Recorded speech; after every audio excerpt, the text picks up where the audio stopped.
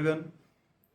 Today we are going to discuss on flash floods in Himalayan regions, especially during monsoon. तो monsoon के दौरान जो हिमालयाज में flash floods आ रहे हैं उसकी इंटेंसिटी हम देख सकते हैं दिन प्रतिदिन बढ़ती ही जा रही है. स्पेशली जैसा कि रिसेंट केस सिनेरियो कुल्लू में हमने देखा, फ्लैश फ्लड के कारण भारी नुकसान हमें यहाँ पे देखना पड़ा. तो उसके क्या मेन रीजंस या मेन कॉजेज एक जियोलॉजिकल पर्सपेक्टिव से हम देख सकते हैं. सबसे पहले जैसा कि हैवी मॉनसून रेन्स, जो मॉनसून रेन्स हैं उनकी इंटेंसिटी ईयर बाय ईयर बढ़ती ही जा रही है. इसके काफ़ी कारण हैं, because Indian monsoon is one of the most complex phenomenon, natural phenomenon around the globe.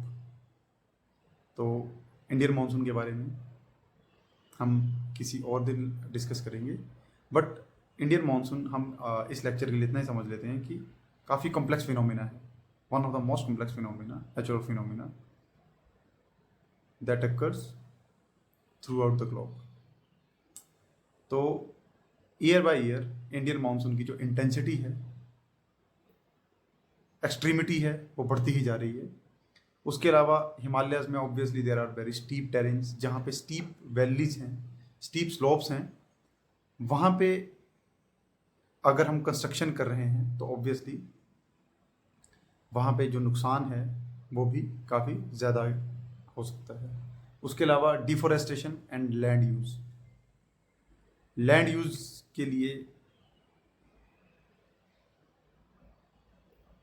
आए दिन हम बहुत ज़्यादा डिफॉरेस्टेशन कर रहे हैं, और वो डिफॉरेस्टेशन करके वो जो फॉरेस्ट्स, वो जो पेड़ थे that were supposed to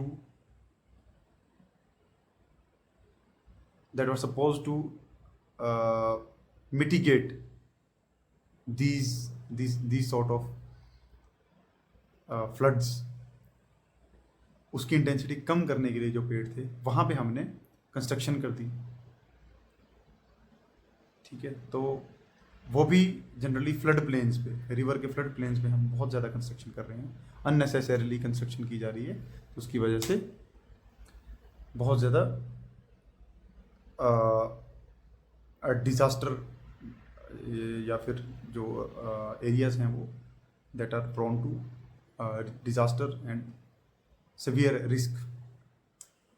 And last but not least that I want to discuss here is glacial lake outbursts. तो इस ग्लोबल वार्मिंग स्टेज में जो ग्लेशियल लेक्स हैं, जैसे कि एग्जांपल के तौर पे ब्यास कुंड, जहाँ से ब्यास रिवर ओरिजिनेट हो रही है, ग्लेशियर्स की हैवी मेल्टिंग के कारण, बहुत ज़्यादा मेल्टिंग के कारण, that is one of the consequences of global warming. वो लेक्स हैं वो ओवरफ्लो कर रहे हैं, वो ओवरफ्लो करेंगे तो उनकी फ्लडिंग होगी. तो अगर इसके साथ साथ उन एरियाज़ में लैंडस्लाइड्स एंड स्पेशली अर्थक्वेक्स आते हैं, तो ग्लेशियल लेक आउटबर्स्ट, इसको हम GLOFs भी बोलते हैं, ग्लेशियल लेक आउटबर्स्ट फ्लड्स, इसकी इंटेंसिटी बहुत ज़्यादा बढ़ जाएगी, जो कि मुख्य कारण होगा आने वाले टाइम पे डिज़ास्टर का.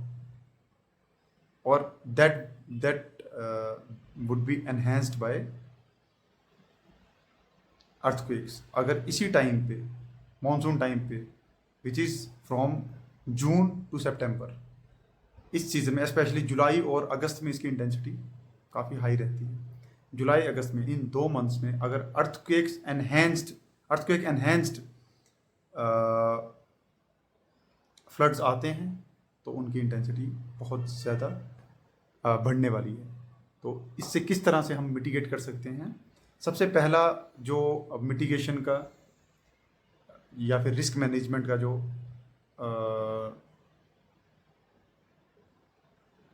टूल है वो हम यूज़ कर सकते हैं, वो है अर्ली वार्निंग सिस्टम. तो चाहे इधर दे आर फ्लड्स और लैंडस्लाइड्स और डेब्री फ्लो या किसी भी तरह की जो स्लाइडिंग हो रही है या फ्लोइंग हो रही है, तो वहाँ पे हम अर्ली वार्निंग सिस्टम लगा सकते हैं। जैसा कि पिछले कुछ सालों में कुल्लू और मंडी के रीजन्स में IIT Mandi, Punjab university and many other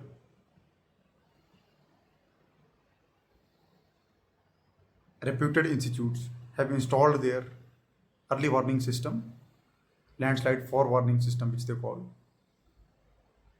in some of the most landslide prone areas and zones. तो उस तरह से हम कुछ अर्ली वार्निंग सिस्टम इंस्टॉल कर सकते हैं ताकि जब फ्लड्स की इंटेंसिटी बढ़ रही है या बढ़ने वाली है तो जो एरियाज हैं उनको वार्न किया जाए और वहाँ पे जो टूरिस्ट इन्फ्लक्स है उसको कम किया जाए, उन रोड्स को ब्लॉक किया जाए that are mostly under threat. Next is land use planning and zoning. तो जोनिंग करनी बहुत इंपॉर्टेंट है।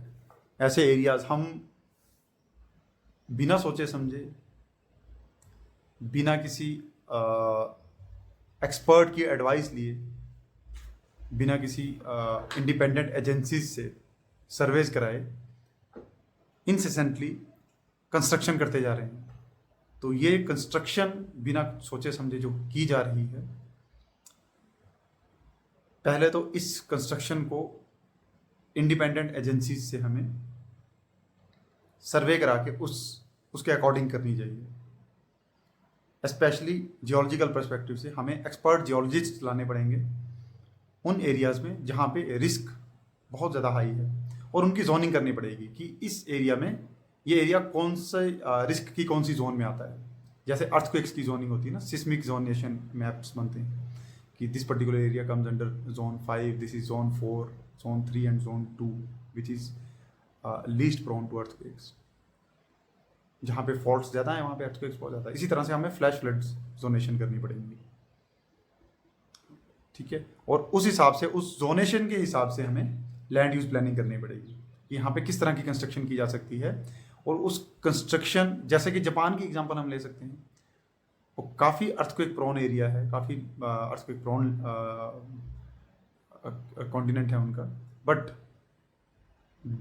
They have planned there construction accordingly, so that can be used for that purpose. उसके अलावा रिफॉरेस्टेशन एंड इरोजन कंट्रोल हमें जितना किया जा सकता है वो उसका जो one of the main thing in that is reforestation या एफॉरेस्टेशन। जितने ज़्यादा पेड़ लगाए जाएंगे that is quite obvious, but that is not being done on a large scale basis. Another thing is infrastructure design. Infrastructure वही जैसे कि Japan की हम एग्जांपल ले सकते हैं। फ्लड रेजिस्टेंट डिज़ाइन फीचर्स हमें बनाने पड़ेंगे, जैसे कि ब्रिजेस। स्पेशली हमने देखा कितने ब्रिजेस टूट रहे हैं, रोड्स, बिल्डिंग्स। तो ऐसी एजेंसीज को हमें हायर करना पड़ेगा जो कि फ्लड रेजिस्टेंट डिज़ाइंस बनाएं, फ्लड रेजिस्टेंट स्ट्रक्चर्स बनाएं। कुछ ब्रिजेस, स्पेशली जो ओल्ड ब्रिजेस हैं या हिमालयन रीजन्स में, that are quite resistant to flooding. Old जो बहुत पुराने ब्रिजेस हैं वो काफ़ी ज़्यादा वेल प्लान्ड ब्रिजेस थे। तो I don't know what is happening around, but आजकल के टाइम पे जो कंस्ट्रक्शन है, कुछ कंस्ट्रक्शन तो बहुत अच्छी की जा रही है, कुछ कंस्ट्रक्शन में कुछ प्रॉब्लम्स आ रही हैं, तो उसमें हमें काफ़ी ध्यान देने की ज़रूरत है। उसके अलावा community education and preparedness. Community education बहुत इंपॉर्टेंट है। बहुत ज़्यादा लोगों को ये पता ही नहीं है कि किन एरियाज़ में फ्लैश फ्लड्स आ सकते हैं, कहाँ पे क्लाउड बर्स्ट हो सकते हैं। क्लाउड बर्स्ट्स की वजह से कौन सी गलीज हैं, कौन सी ऐसी रिल्स हैं, कौन सी ऐसी स्ट्रीम्स हैं जो कि एफिमेरल हैं, जो कि सीजनल है लेकिन वो एक्टिव हो सकती हैं, कभी भी डोरमेंट हैं, काफ़ी टाइम से वो एक्टिव नहीं है लेकिन कभी भी वो एक्टिवेट हो सकती हैं, जैसा कि इस मानसून सीजन में हमने ऑलरेडी देखा ही है। Another thing is monitoring and research. Continuous monitoring इसकी होनी चाहिए और क्वालिटी रिसर्च इस पे ट्रांसपेरेंट और क्वालिटी रिसर्च इस पे होना बहुत ज़रूरी है, और कॉन्टीन्यूस मॉनिटरिंग एरियाज़ की होनी बहुत ज़्यादा ज़रूरी है। जितने ज़्यादा इस फील्ड में साइंटिस्ट रिसर्च करेंगे और जितने क्वालिटी वर्क करेंगे, उतना ही इसका जो रिस्क प्रिपेयर्डनेस है वो ज़्यादा की जा सकती है, और फोरकास्ट ज़्यादा की जा सकती है, और रिस्क मैनेजमेंट भी उतनी ही अच्छी क्वालिटी की होगी। And last but not least, that is international cooperation. अब जो हिमालयाज़ हैं that are already in India, Nepal, Bhutan, many countries, Pakistan, काफ़ी कंट्रीज़ हैं जो कि जिसमें हिमालय का एक्सटेंट पहुंचता है। तो सिर्फ इंडिया का ही बात नहीं है, तो इसमें इंटरनेशनल कोऑपरेशन की बहुत ज़्यादा ज़रूरत है। हिमालयाज़ में सिर्फ एक कंट्री की प्रिपेयर्डनेस से इन रिस्क्स को बड़े स्केल में कंट्रोल नहीं किया जा सकता। तो इंटरनेशनल कोऑपरेशन इधर फॉर द क्लाइमेट चेंज और फॉर रिस्क मैनेजमेंट, तो इंटरनेशनल कोऑपरेशन की उसमें बहुत ज़्यादा ज़रूरत है। एग्जांपल के तौर पे अगर हमारी नेबरिंग कंट्री जैसे कि नेपाल में अगर अर्थक्वेक आता है, अगर वो अर्थक्वेक काफ़ी हाई मैग्नीट्यूड या हाई इंटेंसिटी का अर्थक्वेक है, तो ऑब्वियसली उसका जो इफेक्ट है वो इंडियन हिमालयस में भी पड़ेंगे। तो इंटरनेशनल कोऑपरेशन की बहुत ज़्यादा ज़रूरत है इसमें। So these were the points that I wanted to discuss that need to be addressed, especially in Himalayan regions, to mitigate and to understand the geology behind these flash floods and how can we prepare for these type of future events. Thank you so much. Have a nice day.